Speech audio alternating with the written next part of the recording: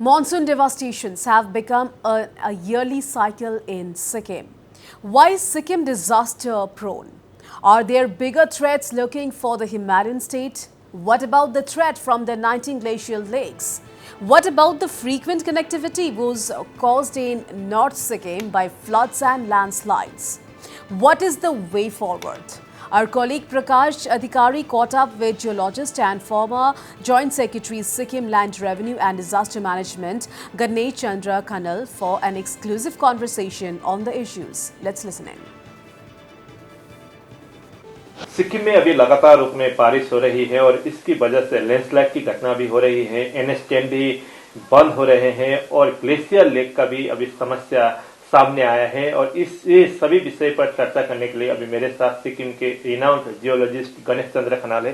Sir, Sikkim में जो अभी लैंडस्लाइड की घटना ज्यादा हो रही है, एज ए जियोलॉजिस्ट आपका ओपिनियन क्या है, क्यों ऐसा हो रहा है सिक्किम में? एक्चुअली सिक्किम जो है ये माउंटेनस रीजन में है और माउंटेन रीजन जिसमें दो ये डीप सीटेड फॉल्ट लोकेटेड है। एक तो ये अपना टिस्टा बाजार का थोड़ा उस तरफ से जाता है, उसको MBT कहते हैं, और गैंगटोक से थोड़ा ऊपर एक MCT है, वो मेन बाउंड्री थ्रस्ट है, ये मेन सेंट्रल थ्रस्ट है। तो ये एक्टिव फॉल्ट्स है, तो एक्टिव फॉल्ट होने के कारण यहाँ लैंडस्लाइड्स वो सरफेशियल मूवमेंट तो होते ही रहते हैं, फिर भी उसके ऊपर से यहाँ सिक्किम के संदर्भ में जून से सितंबर तक टोटल बारिश का 75% एंड अबव बारिश इस पीरियड में होता है। तो ये मूविंग वल्नरेबल सिचुएशन में अगर बारिश आ जाए तो ये ल्यूक्रेटिव एक काम करता है, तो ये लैंडस्लाइड होना असंभव हो जाता है। इसका मिटिगेशन के लिए क्या करना चाहिए? जो इसको रोकना तो चाहिए, जिस तरह से जान माल का क्षति हो रहा है। इसका मिटिगेशन के लिए तो अभी थोड़ा मिटिगेटिव वर्क करना पड़ेगा।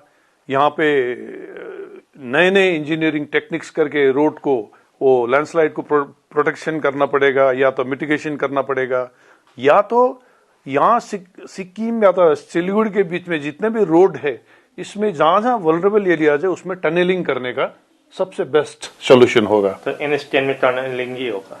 NH10 में जहां वल्नरेबल पॉइंट्स है, जहां से मेन जो अभी ये लिखुबीर में जो मेन प्रॉब्लम है, वो लिखुबीर साइड एक्चुअली वो मेन बाउंड्री थ्रस्ट का पास में है। तो ऐसे जगह में आप टनलिंग करेंगे तो ही परमानेंट सोल्यूशन होगा।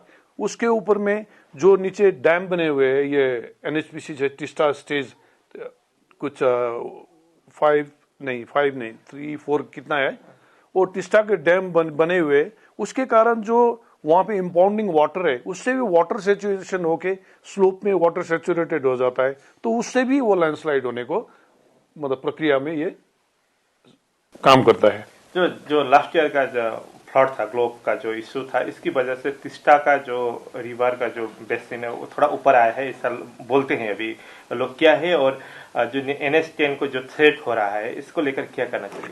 जरूर, जो 2023 में ग्लेशियर लेक आउटब्रोस फ्लड हुआ था, तो जितने भी ऊपर से डेब्रिस आया हुआ था, तो उससे कुछ मोर देन 50 फीट वो सैंड बैंक राइज हुआ है।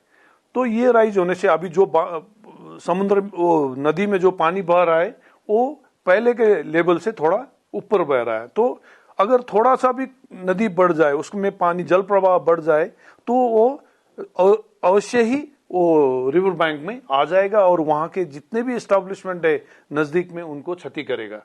तो ये प्रक्रिया चल रहा है। इसको रोकने के लिए क्या करना है? इसको रोकने के लिए तो प्राइमरीली तो साइंटिफिक स्टडीज का बहुत जरूरी है। ये साइंटिफिक स्टडीज यहां से ही नहीं, अभी इसके ऊपर में जो ग्लेशियर लेक्स है, वहां ग्लेशियर लेक से जहां तक ये मेन रिवर ज्वाइन नहीं करता, वो स्टेज का पूरा स्टडी करना पड़ेगा। और स्टडी अकेला गवर्नमेंट या तो दिल्ली सिर्फ करने से नहीं होगा, ये सबको यहाँ के जो लोकल एक्सपर्ट्स है, लोकल जो कोई भी हो सकता है, कोई रिटायर्ड भी हो सकता है, उनको भी शामिल करके, और प्राइमरीली जो भी यूनिवर्सिटीज है, जैसे सिक्किम यूनिवर्सिटी में जियोलॉजी डिपार्टमेंट है और IIT गुवाहाटी में है, तो ऐसे प्रीमियर इंस्टीट्यूट को साथ लेके अगर काम करने से ये सोल्यूशन में जल्दी हम सोल्यूशन कर पाएंगे।